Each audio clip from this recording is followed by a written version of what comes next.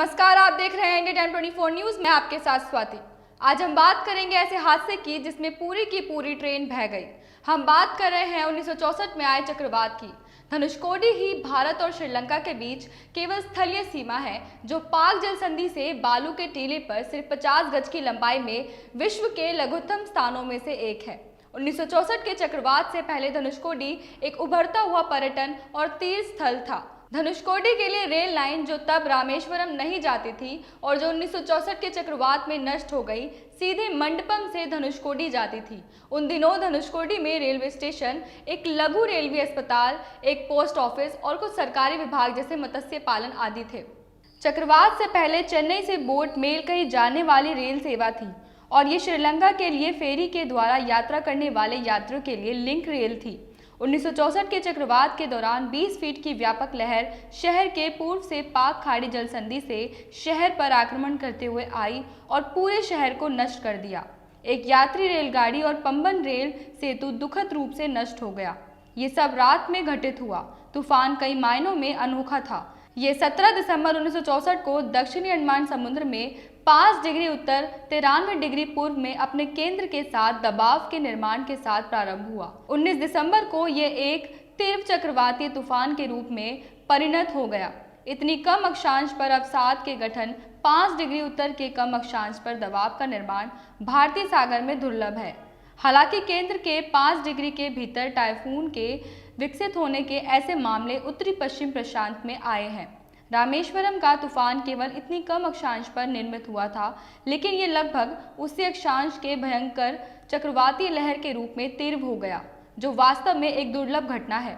21 दिसंबर 1964 के बाद 250 से 350 मील प्रति घंटे की दर से इसकी गति लगभग एक सीधी रेखा में पश्चिम की ओर हो गई।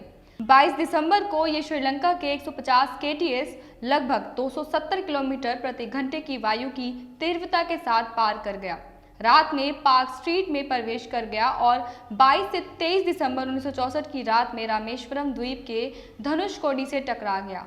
यह अनुमान लगाया गया था कि जब इसने रामेश्वरम को पार किया तो समुद्री लहरें 8 गज ऊंची थी। अभी के लिए लेंगे छोटा सा ब्रेक और ब्रेक के बाद जल्द लौटते हैं। भगत चंद्रा हॉस्पिटल विश्व की सभी आधुनिक और बुनियादी सुविधाओं से परिपूर्ण एक world class multi speciality hospital, Mahavir enclave Palam डावडी रोड पर स्थित साउथ वेस्ट दिल्ली का एकमात्र मल्टी स्पेशलिटी हॉस्पिटल, जहां 24 घंटे आपकी सेवा में उपलब्ध हैं वेल क्वालिफाइड डॉक्टर्स और हेल्पिंग स्टाफ। डॉक्टर CM भगत द्वारा स्थापित भगत चंद्रा हॉस्पिटल आपकी सेहत का ख्याल रखना ही इसकी प्राथमिकता है, वो भी अफोर्डेबल रेट्स में।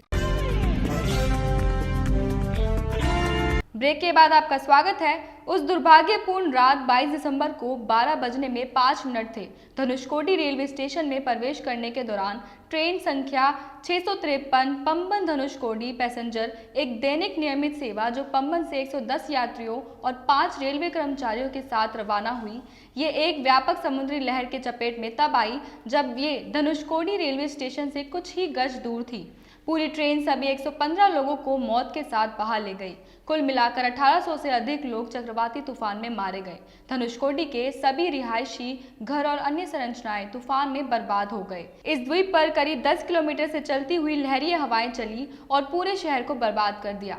इस विध्वंस में पंबन सेतु उच्च लहरी हवाओं द्वारा बहा दिया गया। इस आपदा के बाद मद्रास सरकार ने इस शहर को भूता शहर के रूप में और रहने के लिए अयोग्य घोषित कर दिया। केवल कुछ मछुआरे अब वहां रहते हैं। हालांकि रामेश्वरम और धनुषकोडी के बीच एक रेलवे लाइन थी और एक यात्री रेलगाड़ी नियमित रूप से चलती थी। तूफान के बाद रेल की पटरियां क्षतिग्रस्त हो गई और कालांतर में बालू के टीलों से ढक गई और इस प्रकार विलुप्त हो गई। कोई व्यक्ति धनुषकोडी या तो बालू के टीलों पर समुद्र तट के किनारे से पैदल पहुंच सकता है या मछुआरों की जीप या टेम्पू से। यहाँ भगवान राम से संबंधित कई मंदिर हैं। ये सलाह दी जाती है कि गांव में समूह में दिन के दौरान जाए और सूर्यास्त से पहले रामेश्वरम लौट आए, क्योंकि पूरा 15 किलोमीटर का रास्ता सुनसान, डरावना और रहस्यमय है। पर्यटन इस क्षेत्र में उभर रहा है और यात्रियों की सुरक्षा के लिए पुलिस की उपस्थिति महत्वपूर्ण है। इस खबर में फिलहाल इतना ही। देश और दुनिया की तमाम खबरों के लिए जुड़े रहे हमारे साथ और देखते रहिए इंडिया टाइम 24 न्यूज। नमस्कार। खबरों से खबरदार रहने के लिए चैनल को सब्सक्राइब करें और प्रेस करें बेल आइकन।